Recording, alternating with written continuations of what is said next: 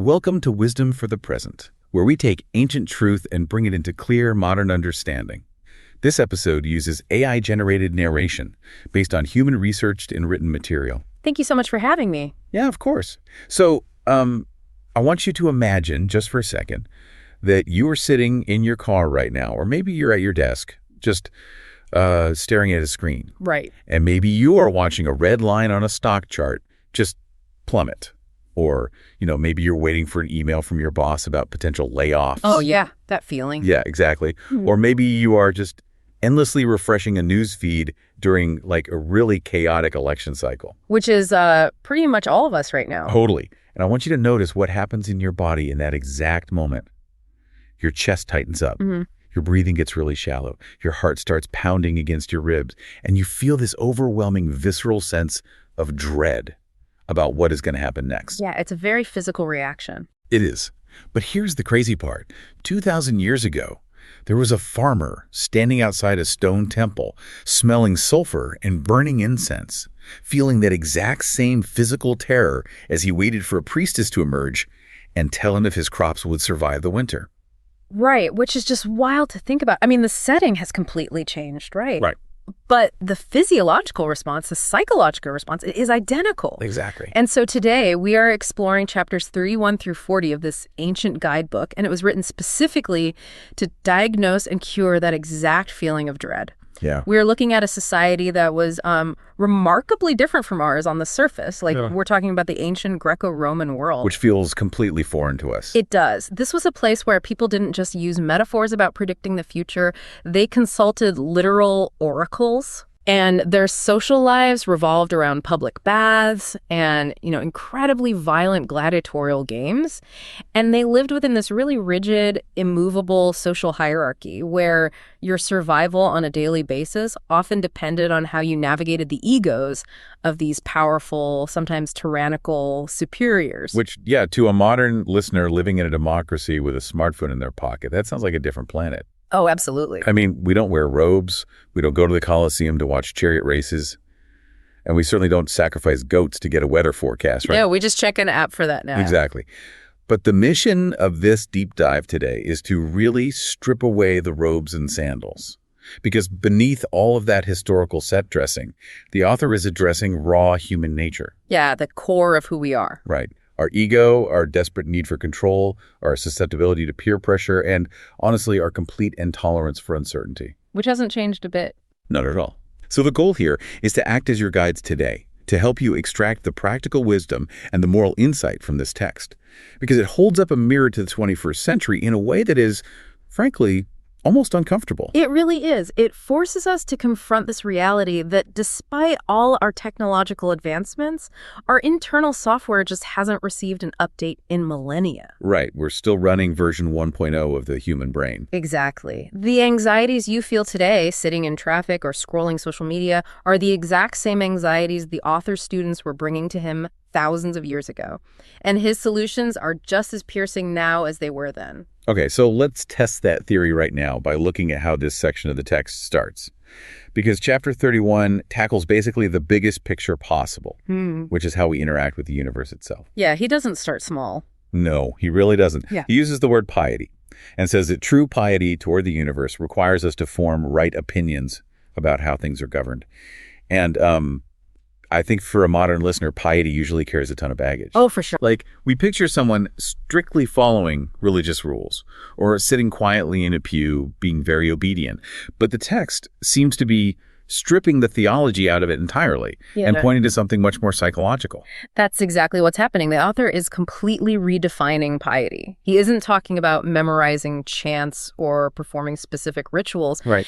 He defines piety as your fundamental relationship with reality itself. It's about how you interpret the events of your life. Okay. And the absolute core of his argument here is that you have to stop blaming reality when things go wrong. Which is easier said than done. Oh, incredibly difficult. But he argues that you cannot claim to be a pious or philosophic person if you are constantly at war with the circumstances you find yourself in. Okay, I have to jump in here because stop blaming reality sounds great on like an inspirational bumper sticker, but it completely ignores human emotion. How so? Well, if a storm destroys a farmer's crop, which I know is an example the author actually uses, or to modernize it, if a sudden market crash wipes out someone's entire retirement savings, it is a perfectly natural human response to be angry. Oh, totally. Right. Like, it feels almost delusional to suggest that someone shouldn't feel a deep sense of betrayal or frustration when the universe hands them a massive disaster. So how exactly is a person supposed to just turn off that natural sense of injustice? And that tension is exactly what the author wants us to examine here. He doesn't just say, stop being mad, that would be useless. Right. He actually explains the underlying mechanism of why we get mad in the first place. He says we only blame the universe when we attach our happiness to things that are entirely outside of our control. Okay, the externals. Exactly. He categorizes these things as externals. The text points out that it is woven into human nature to hate what hurts us and to love what benefits us. That's just biology. Makes sense. So if you believe that a good harvest or a really robust retirement account is the ultimate good in life, and some external force comes along and destroys it, you are inevitably going to view that force as evil. Because it took away your definition of good. Exactly. You will curse the sky. You will curse the economy. You'll curse the politicians. So the anger isn't really the root problem. The anger is just a symptom of a misaligned value system. That is the core insight right there. And he brings in this great mythological example to drive this home. He talks about Paralysis and Idiocles. Right, the brothers. Yeah, these two brothers from Greek mythology who literally went to war and slaughtered each other on the battlefield. It's just a light family dispute. Right, just ancient drama. But why did they do it? Because they both believed that the empire, the throne of Thebes, was the ultimate good. Oh, okay. The author points out that if you tie your concept of the good to an external object and someone else wants that exact same object, you have no choice but to become enemies. Your survival literally requires their defeat. I see that, but I kind of want to push back on that a little bit too. Go for it. If we strip away the myth and look at the real world we live in today, isn't ambition a necessary thing? Like, if Polynices didn't care about the throne, wouldn't he just be a passive, kind of ineffective person? How does this philosophy differentiate between a healthy desire to improve your life, like working hard for a promotion, and the kind of toxic attachment that destroys relationships? That's the big question. Because telling people to just stop caring about external success, it sounds like a recipe for societal stagnation. Like, nobody would ever bleed anything or try to cure diseases. It is a really crucial distinction, and honestly, it's a common stumbling block for people reading this text for the first time. The author isn't advocating for passivity, and he's definitely not suggesting you shouldn't pursue goals. Okay, so what is the distinction then? The distinction lies entirely in where you place your sense of worth and your internal peace. You can work diligently for a promotion, you can plant the seeds for a great harvest, but the moment you decide, I cannot be happy unless I get this promotion, or, my life is ruined if it rains today, you have essentially handed the keys to your psychological stability over to a chaotic universe. You've outsourced your happiness. Yes, exactly. If you suppose that anything outside of your own power is either inherently good or inherently evil, then when you don't get what you want, you are inevitably going to become bitter and resentful. You become a victim of circumstance. You do. The author argues that it is just impracticable for a person who thinks they are being harmed to rejoice in the universe doing the harming. It goes against our nature. Right. You can't be grateful for what you perceive as an attack. Precisely. Therefore, the only way to never find fault with reality is to completely withdraw your definition of good and evil from things that are not in your power. And put them where? In your own choices. You have to realize that true good and true evil only exist in the choices you make. Your character is literally the only thing you truly own. Okay, that reframing helps a lot, actually. It isn't about not having goals. It's about radically shifting the goalposts. Yes. Like, the goal isn't the harvest itself. The goal is being an excellent, hardworking farmer, regardless of what the weather decides to do. That is a perfect way to summarize it. And I think that brings us directly to chapter 32, which deals with how we obsess over the future, because this ties right in. It really does. The text talks about going to a diviner to learn what is going to happen. And I was looking at this during my prep just thinking, man, we are absolutely drowning in divination today. Oh, we are obsessed with it. We have more predictive models, more polling data, more complex algorithms than any society in human history, yet we are arguably the most anxious generation to ever live. It's a massive irony. Right. We have all the data, but we are still approaching the future, as the author says, trembling. The paradox of modern data is just fascinating. We built all these incredible predictive tools to alleviate our anxiety, but they've actually amplified it tenfold. Because we're constantly watching the dial move. Exactly. The ancient person walked into the temple of the oracle terrified of what the priestess would say. The modern person refreshes their news feed or their stock portfolio with that exact same physiological dread. Just a different temple. Exactly. We are desperate for certainty in an inherently uncertain world. But the author points out this massive logical flaw in how we approach the future. How's the flaw? He says, when you seek out predictions, remember that you don't actually know what the event will be. That is the whole reason you are asking. Right. But, he argues, if you are a philosophic person, you do know the nature of the event before you even ask the oracle. Wait, I'm going to stop you there. How can I possibly know the nature of an event if I don't even know what the event is yet? Think about the categories we just discussed. Right, but like if I'm waiting on a medical test result, I genuinely don't know if it's going to be good news or terrible news. True. You don't know the specific details, but you do know its fundamental classification within this philosophy. Which is? Whatever happens, the outcome is outside your control. And because it is outside your control, it is, by definition, neither good nor evil. It is just raw material. Okay, I see. The text explicitly warns about this. He says, do not, therefore, bring with you to the diviner either desire or aversion, else you will approach him trembling. Ah, so the trembling comes from the desire. Yes. If you walk into the doctor's office, or if you open that email from your boss demanding that reality conform to your preferences, you will always be terrified. Because you are basically begging the universe to cooperate, and the universe does not care about your preferences. The universe is going to do what the universe is going to do. What matters is the understanding that you have the internal power to make a right use of whatever happens. Right use, I like that. Yeah, so if the market crashes, that is raw material. How will you use it? Will you use it to practice resilience, adaptability, composure? So you're transmuting it. Exactly. If you do that, you have turned an external bad into an internal good, and no one can hinder you from making right use of the material life hands you. I understand the theory, but I have to say, in practice, how do we actually make decisions if we aren't supposed to obsess over the potential outcomes? Give me an example. Well, if I'm trying to decide whether to switch careers, I need to forecast the future a little bit, right? I need to look at salary projections, industry trends, the housing market if I have to move. Sure, practical matters. Are we just supposed to flip a coin and accept whatever happens as raw material? Because that seems reckless. Yeah. But the text introduces a boundary for this, doesn't it? What we might call the Socrates rule. Yeah. The author gives a very clear framework for when we actually should seek external data or predictions. Okay. He says you should only consult divination in cases where the whole consideration relates to the event itself and where reason or any other art cannot help you. So translate that for me. Basically, use data for data problems, not for moral problems. Oh, that's really good. Right. So if you want to know the structural integrity of a bridge before you drive a heavy truck over it, by all means, use physics and engineering data. Because reason alone can't tell you the load-bearing capacity of steel. Exactly. But if logic, reason, and morality already dictate what the right course of action is, you do not need a prediction to validate it. You don't need a poll to tell you if you should do the right thing. He gives a really intense scenario to illustrate this in the text. He says, imagine your friend or your country is in terrible danger. Yeah, it's a stark example. You do not need to ask an oracle if you should help them. He is pushing the philosophy to its absolute limit here.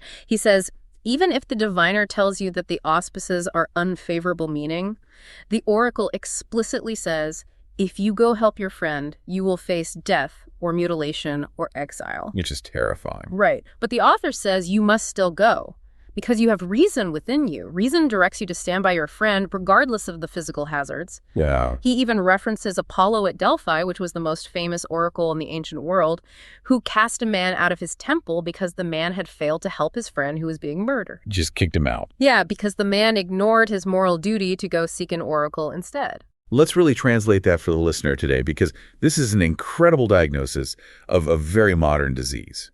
And I'm talking about analysis paralysis. Oh, totally. How often do we use seeking more information as just a stalling tactic to avoid doing something courageous. All the time, we say, I just need to do a little more research. Right. Or I'm just waiting to see how the market responds. Or I'm waiting for the perfect time. It's an excuse. Exactly. But in reality, we already know what the required action is. You know you need to have that difficult conversation with your partner. You know you need to quit that toxic job that is actively destroying your mental health. Yep. You know you need to speak up in a meeting when a colleague is being mistreated. But we don't want to face the discomfort of the action, so what do? We go looking for divination. We read 50 reviews before buying a toaster. Right.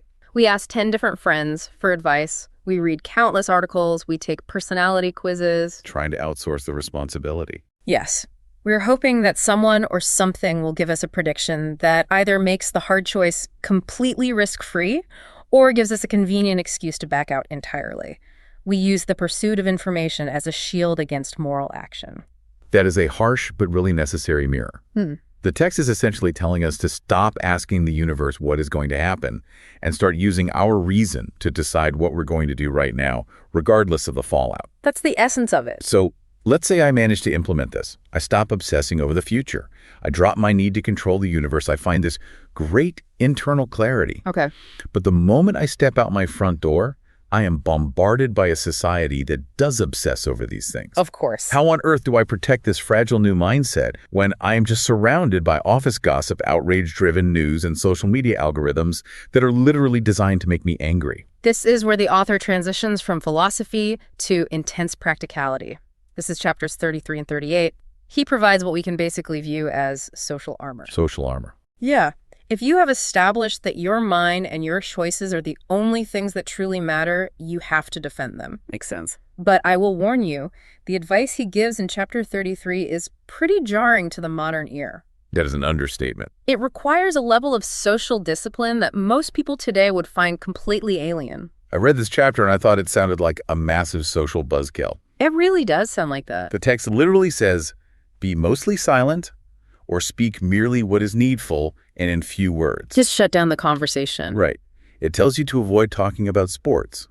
He lists gladiators, horse races, athletes. It says don't talk about food or drink. Don't talk about other people, either to praise them or blame them. Let not your laughter be loud or frequent. Avoid public and vulgar entertainments. It's a very strict list. If you took this literally today, you'd be sitting at a dinner party staring blankly at the wall while everyone else talks about the playoffs or the newest restaurant. Just completely isolated. Yeah. Modern listeners are going to heavily resist this. It sounds incredibly antisocial or even kind of prudish. Why on earth would a philosophy about internal freedom require you to be so painfully restrictive in public? It is entirely about mental hygiene. Mental hygiene. Yes, and understanding the neuroscience, essentially, of social contagion. The author isn't a prude who hates joy. He's not just trying to ruin dinner parties. Okay, good to know. He understands that humans are deeply permeable creatures. The text provides the underlying mechanism for this strictness. It warns that if a person is pure themselves, but their companion is corrupted, the person who converses with them will inevitably be corrupted likewise. So it rubs off on you. Yes. You will, as the text says, imperceptibly slide into vulgarity. Imperceptibly slide. That is the terrifying part, isn't it? It happens without you even noticing. Exactly.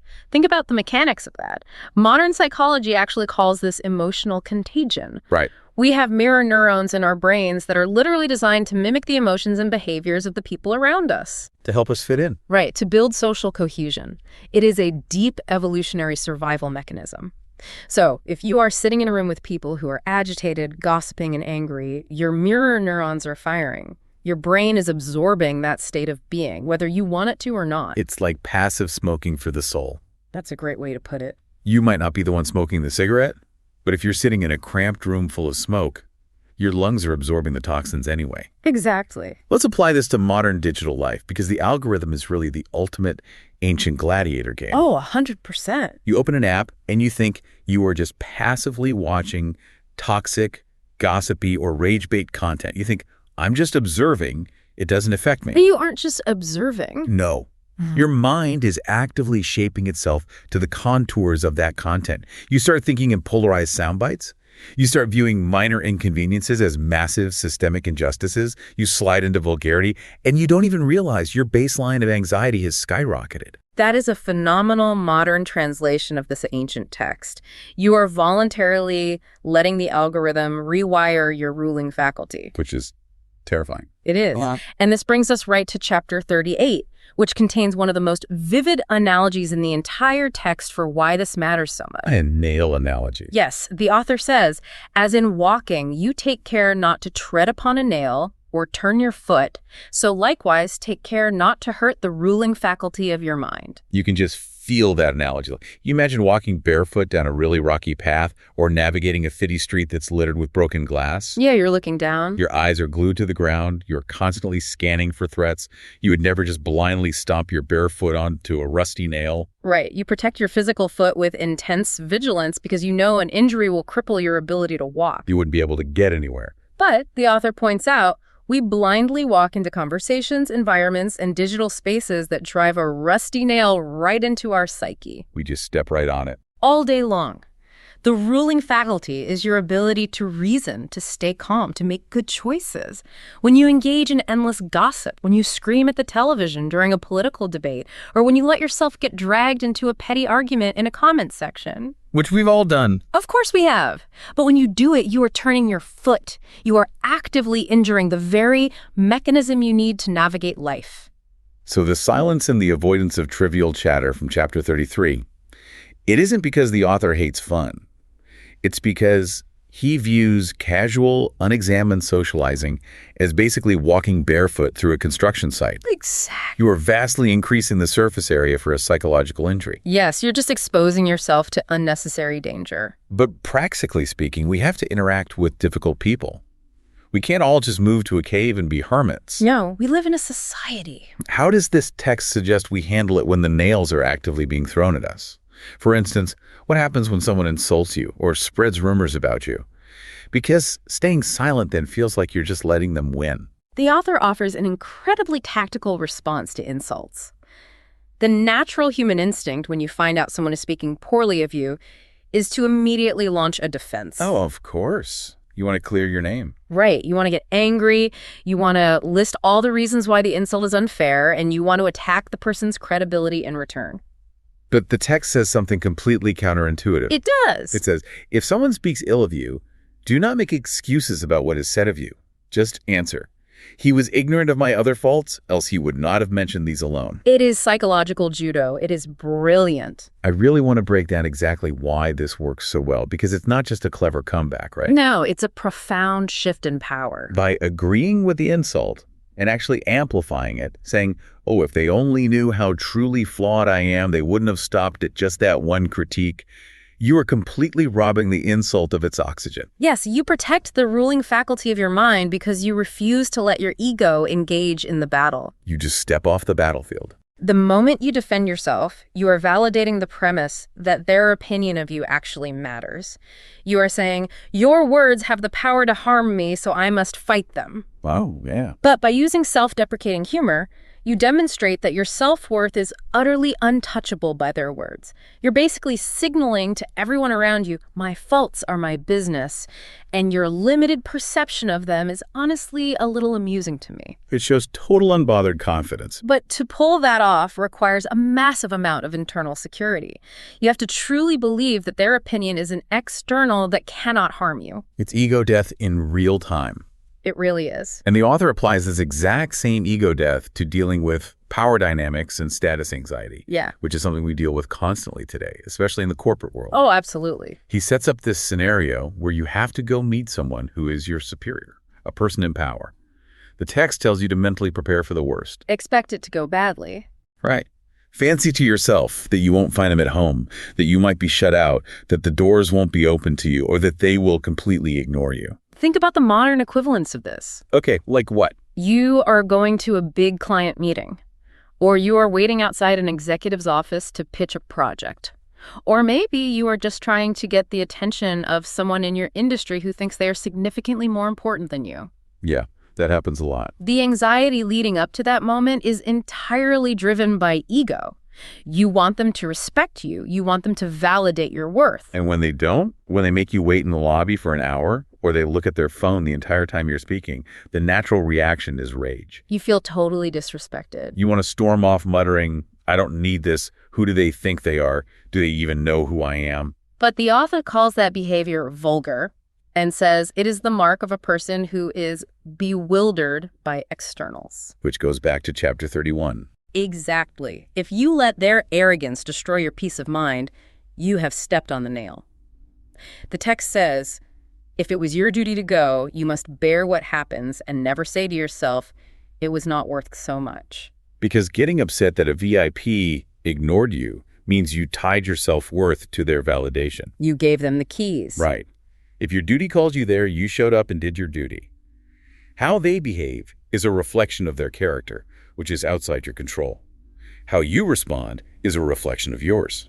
Dropping the ego allows you to navigate the halls of power without being emotionally shredded by the arrogance of other people. That is so freeing. It is. You keep your dignity not by demanding that they recognize it, but by realizing they don't actually have the power to take it away. This all sounds incredibly robust. Like, we aren't relying on the universe to give us a smooth path, and we are fiercely protecting our minds from the toxic elements of the crowd. We've built the walls. But here is where I think the text gets really challenging. We've built all these outer defenses. But usually, the most dangerous enemy is already inside the gates. Oh, the call is coming from inside the house. Exactly. And this leads us into chapters 34, 35, and 37, which is the war against our own impulses and our own ego. We've protected ourselves from others, but how do we protect ourselves from our own desires? This is where the practice shifts from defensive to offensive. Okay. The author tackles the incredibly seductive nature of immediate pleasure. Let's look at chapter 34. The text warns about being dazzled by the semblance of any promised pleasure. Dazzled. It's such a great word. It is. It implies that you are temporarily blinded. Yeah. Like a deer in headlights. It perfectly describes the neurological reality of desire. When an immediate pleasure presents itself, whether it's, a piece of cake, an impulse purchase, or even just an urge to lash out in anger, Right. your rational mind, your prefrontal cortex, it often just shuts down. Your amygdala and your dopamine pathways hijack your brain completely. You stop thinking logically. The author understood this intuitively, even without the modern science. So he provides a practical mechanism to short-circuit that hijacking. What's the mechanism? He says, do not just blindly fight the urge, because raw willpower is a finite resource and it often fails. Willpower is exhausting. It really is. Instead, he says, let the affair wait your leisure and procure yourself some delay. Pause. Yes, force a pause. And in that manufactured delay, he introduces a mental exercise. I like to call it the time travel trick. Okay, walk us through the time travel trick. He says to mentally time travel to two specific points in the future. First, bring to mind the exact moment after you have yielded to the pleasure. The moment of regret. Yes, the moment when the dopamine crash hits and you reproach yourself. The moment you stare at the empty wrapper of the candy bar you just inhaled. Right. Or the moment the purchase confirmation email hits your inbox and you realize you absolutely did not have the budget for it. Exactly. Feel that regret vividly in your mind. And then, he says, set in opposition to that the moment of self-applause. Imagine how you will rejoice and praise yourself if you actually abstain. So you are breaking the illusion that the pleasure is the end of the story. Yeah. You are forcing your brain to look at the consequences. You're reminding yourself that there is a morning after. But I'm going to challenge this because it is so incredibly easy to read a 2,000-year-old text that says, just wait, and think, oh, sure, I'll just pause, no problem. Right. In theory, it's simple. But the author lived in a world where pleasure often required actual physical effort. We live in a world where friction has been aggressively scientifically eliminated. That is a very good point. When the pleasure is literally a millimeter away, let's say it's 6:00 a.m., it's freezing outside, your alarm goes off, and the snooze button is right there under your finger. The pleasure of a warm bed is immediate and deeply physical. Right. Or it's 11:30 p.m. Yeah. You are emotionally exhausted, and you're staring at a targeted ad on your phone for something you don't need, and it has a buy now with one click button. Oh, those one-click buttons are dangerous. How do you actually insert that pause in an economy designed to completely eliminate it? That is the critical challenge of applying this text today. Modern technology is overtly hostile to this philosophy. It wants you to be impulsive. Exactly. Algorithms and frictionless commerce are designed to bypass the prefrontal cortex entirely. So to practice this time travel trick today, you cannot rely on mental willpower alone. What do you do instead? You have to artificially reintroduce physical friction into your life. Put the speed bumps back in. Yes. You have to put your alarm clock across the room, so you physically have to stand up and walk to turn it off. You have to delete your saved credit card information from your browser, so that you have to physically get up, find your wallet, and type in the numbers to buy something online. Because in the time it takes to walk across the room or find your wallet, you wake up a little bit? Yes, because that physical friction creates the delay the author talks about. It gives your prefrontal cortex the 3 seconds it needs to boot back up. And in that forced delay, you do the time travel. So you're standing across the room, staring at the alarm clock. Right. And you imagine the feeling at 8 a.m. If I go back to sleep now, I'm going to be rushing, I'll be stressed, and I'll be angry at myself for missing my workout. The pleasure of the warm bed lasts 10 minutes, but the regret lasts all day. But if I stay up right now and put on my running shoes at 8 a.m., I will feel energized, accomplished, and proud. I will have, as the text says, gained a victory. That feeling of victory is vital, isn't it? He isn't just telling you to suffer and be miserable and never enjoy anything. He is saying substitute a cheap, fleeting pleasure with a deeper, much more enduring pleasure. Which is the pleasure of self-respect. Exactly. And that pursuit of self-respect over cheap thrills brings us perfectly into chapters 35 and 37, because these deal with a different kind of internal impulse, which is the ego's desire to look impressive to others and the fear of being misunderstood. This is a tough one for a lot of people. It is. The text says, when you do anything from a clear judgment that it ought to be done, never shrink from being seen to do it, even though the world should misunderstand it. Meaning, if you are acting rightly, why fear those who wrongly censure you? Exactly. If we connect this back to everything we established in the first segment, if your choices are the only true good and you have made a rational, moral choice, then public opinion is literally just another external. It is indifferent. But it takes immense, almost radical courage to actually live that out. It does, especially today. We live in a culture that explicitly trains us to curate our image for public consumption. We have an entire phrase for this: fake it till you make it. Oh, that phrase. It is treated as modern gospel. We are told to project success, to project unwavering confidence, to act like we have everything completely figured out even if we are terrified inside.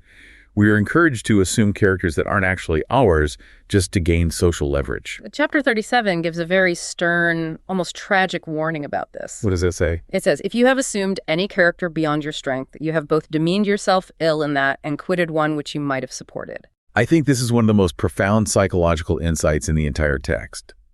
It is a devastating critique of the fake it till you make it mentality. It really is. Because when you take on a role that you do not have the skill, the virtue, or even the emotional capacity to sustain, you are basically guaranteeing your own misery. You are setting yourself up to fail? You demean yourself because you will inevitably act poorly in that role. You will make mistakes, you will look foolish, or you will have to lie constantly just to maintain the facade. And the mental toll of maintaining that lie is exhausting. It's entirely draining. You're constantly looking over your shoulder. But the real tragedy is the second half of his statement.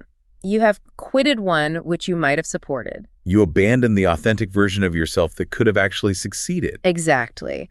We are dealing with a massive epidemic today called impostor syndrome. Oh, it's everywhere. Where highly competent people walk around feeling like frauds in their own lives, terrified that someone is going to expose them at any moment. And often, that anxiety stems from the fact that they are projecting a character slightly beyond their strength. They're trying to match an impossible cultural ideal of what a boss or a parent or an expert is supposed to look like. So this ancient text offers a radical cure for imposter syndrome. Radical authenticity. Radical authenticity regarding your own limits. Yes. Stop pretending to be the infallible expert if you are actually still a student. Stop pretending to be the stoic, emotionless leader if you are actually a really collaborative, highly empathetic one. By accepting the character you can actually support, you finally find solid ground. You stop trembling because there is no facade to protect anymore. Okay, so We've tackled our relationship with the universe, we've built armor against the crowd, and we've learned how to check our own impulses and ego. We've covered a lot of ground. We really have. And that brings us to our final leg, segment 4, the limits of possession and society's gaze. This covers chapters 36, 39, and 40. The physical boundaries of our lives. Right. Having established all these robust inner boundaries, the author finally looks outward to our possessions and our physical bodies. I want to jump straight to chapter 39 because the analogy he uses here is just so brilliant and easy to visualize. It's the shoe analogy. It's a classic formulation of a concept psychologists now call the hedonic treadmill. Exactly. Walk us through how the author sets it up. So the author says the body is to everyone the proper measure of its possessions, as the foot is of the shoe. Okay. So think about a shoe. Its only fundamental purpose is to fit your foot and protect it from the ground. If you stop at what is useful, a shoe that actually fits, you keep the proper measure of things. Makes sense. But he says if you move beyond what fits, you get carried away like you were falling down a precipice. The shoe goes from just fitting the foot to being gilded in gold. Then what? Then it gets dyed purple, which in the ancient world, purple dye was incredibly expensive. It was a massive status symbol. Right, reserved for royalty and the ultra-wealthy. Exactly. And then eventually, the shoe gets studded with jewels. And he concludes with this really stern warning. For to that which once exceeds the fit measure, there is no bound.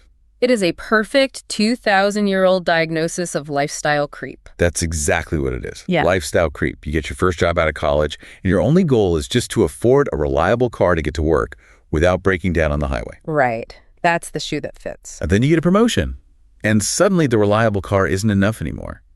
You start looking at cars with leather seats and better sound systems. That's the gilded shoe? Then you get another promotion, and you decide you need the luxury badge on the hood to show everyone at the office that you are successful. With a purple shoe. Then, before you know it, you are stretching your budget, taking on massive amounts of debt, working weekends, just to lease the sports car that you can barely even drive in city traffic anyway. The jeweled shoe. Yes, the jeweled shoe. And what the author is pointing out here is the structural flaw of human desire.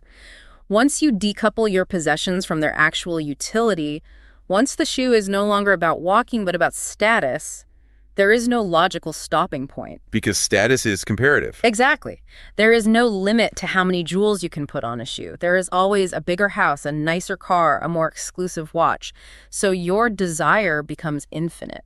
And if your desire is infinite, your dissatisfaction is also infinite. You will never, ever have enough. It's a tragic cycle. We end up working jobs we hate, spending time away from our families, and destroying our health just to maintain a level of consumption that provides zero extra utility. We are breaking our backs to buy jeweled shoes to impress people who, frankly, don't even care about us. Which segues directly into Chapter 40. We've talked about possessions, but Chapter 40 deals with how society's gaze distorts our sense of value regarding our physical bodies. Yes. This is a very interesting chapter. Now, as we approach this, we do need to exercise some wisdom and discernment regarding the text, right? Right. We need to acknowledge the cultural water the author was swimming in. The ancient world was a different place. It was. The author writes, women from 14 years old are flattered by men with the title of mistresses. Therefore, perceiving that they are regarded only as qualified to give men pleasure, they begin to adorn themselves, and in that to place all their hopes. So, addressing the elephant in the room. The ancient world was undeniably patriarchal. The roles available to women were severely restricted, and the author is speaking from within that very rigid historical framework.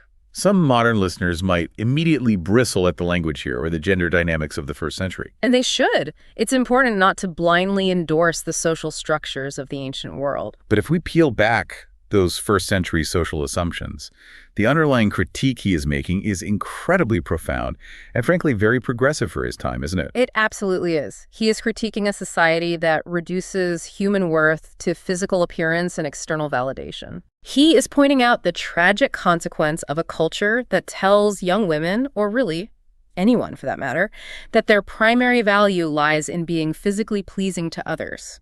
Which changes how they behave. Exactly. When a society does that, people will naturally place all their hopes, all their energy, and all their self-worth into adornment. They will turn their physical body into the jeweled shoe. Let's translate that directly to the modern digital world, because this feels like an absolutely devastating critique of Instagram culture and TikTok beauty standards. Oh, it is spot on. We live in a world where teenagers are experiencing unprecedented levels of anxiety, depression, and body dysmorphia because they are constantly filtering, editing, and modifying their physical appearance for the digital gaze. They're being flattered by the algorithm. Exactly. The metrics, the likes, the comments, the follower counts are essentially telling them that their worth is tied strictly to their adornment. And the psychological toll of that is catastrophic because physical beauty, by its very nature, is an external. Back to chapter 31. Yes. It is subject to aging, to changing trends, to entirely subjective opinions. If you place all your hopes in an external, as we learned, you will eventually be crushed by reality. Because you can't control it forever. Exactly. The author's solution, however, is enduring. He says it is worthwhile to try to help them perceive that they are honored only so far as they appear beautiful in their demeanor and modestly virtuous. So in modern terms, true honor and self-worth come from your character. Your mind, your integrity, your kindness, the things entirely within your control. Not the fleeting external shell that society tries to monetize. Right. You have to recognize when society or an app is trying to flatter you into superficiality and actively, consciously resist it. To bring this full circle, finding that balance between living in the world but not being corrupted by it, that really is the ultimate goal of this entire philosophy. It is the grand project. Which is why chapter 36's feast analogy is such a perfect concluding thought for our deep dive today. I love the feast analogy. They also talks about being at a feast and how choosing the largest share of food is very suitable to your bodily appetite, but it is utterly inconsistent with the social spirit of the entertainment. It is the ultimate synthesis of everything we have talked about. True wisdom is a constant balancing act. Because we aren't just brains in jars. Right. Yes, you have a personal appetite. You have the desire for the jeweled shoe, the desire for the largest portion at the table, the desire to hit snooze on the alarm clock, the desire to snap back when someone insults you. Those are natural impulses. But you also have a social duty and a duty to your own higher nature. Remember the friend in danger from the oracle example? Yeah, where you have to go help them anyway. Exactly. You have a duty to courage, to proper courtesy, to fairness, to community. You don't just act on animal instinct. Right. You employ reason. You pause. You pause, and you weigh the value to the body against the value to the soul and the community. You protect the ruling faculty of your mind so that you can navigate the feast of life without gorging yourself and without stepping on the toes or the nails of others. Let's try to seamlessly pull all these threads together, because we have covered massive ground today. We really have. What we've extracted from these ancient pages is a comprehensive, highly practical system for navigating modern chaos. It starts at the macro level, recognizing that we cannot control the universe, so we have to stop blaming it when things go wrong. And stop treating the future like an oracle we can manipulate with data. Exactly. From there, we build our social armor. We step carefully to protect our minds from the passive smoke of vulgarity, and we drop our ego so we can laugh off insults rather than internalize them. We become untouchable. And we fight the inner war by delaying gratification, using that time travel trick to see past the dazzling illusion of immediate pleasure. We embrace radical authenticity. Right, accepting our actual limits instead of faking a character beyond our strength and suffering from imposter syndrome. And finally, we set limits on our desires. We recognize when our shoes are getting a little too jeweled, and we refuse to let society or algorithms reduce our worth to mere physical adornment or superficial status. That is the architecture of a genuinely resilient mind. It really is. And to leave you, the listener, with one final provocative thought to mull over as you step back out into the friction of your daily life. What's the thought? The next time you walk into a crowded room, the next time you open a news feed, or the next time you look at a targeted ad, ask yourself, are you protecting the ruling faculty of your mind, or are you about to step on a nail? That's the heart of this section. This is wisdom for the present, where understanding leads to clarity, and clarity shapes how we see and live. We'll see you in the next episode.